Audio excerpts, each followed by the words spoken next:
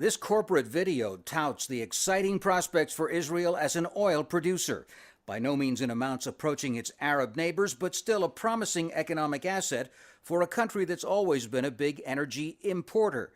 The company licensed to drill in this area plans up to 14 wells, one of them already pumping commercial quantities of oil. The quality of this oil is top quality, is one of the best one can find in the world.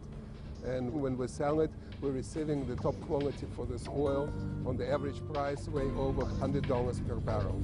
What the company doesn't stress is plain to see. Its Megid oil field lies within shouting distance of the Israeli separation barrier. Though the Israeli government won't talk about it, by many estimates, only 20% of the oil field is inside Israel, the rest extending into the occupied West Bank. Palestinian experts suspect the Israelis have already begun drilling into their territory. They have made a horizontal excavation in the Megid 5 and Megid 4, but they have a problem. They need to extend, more and more inside the West Bank to the east. And I think that this is the main reason why the Israelis, they are asking for land swap in this area. The Palestinian government says it's helpless to stop the Israeli projects despite provisions in the Oslo Accords for continuing cooperation in energy development.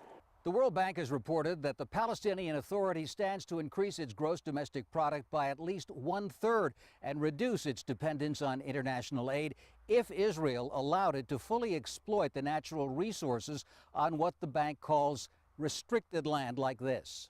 Meanwhile, the Palestinian gas company has signed a 20-year contract to supply its power station with natural gas from Israel's offshore Leviathan field. That would make Palestinians the gas field's first foreign customer.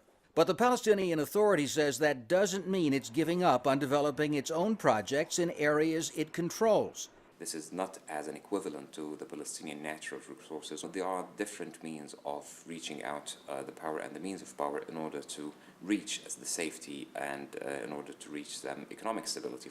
For the foreseeable future, then, the Palestinians will have to keep relying on Israel for most of their energy needs. Tom Ackerman, Al Jazeera, Rantis in the occupied West Bank.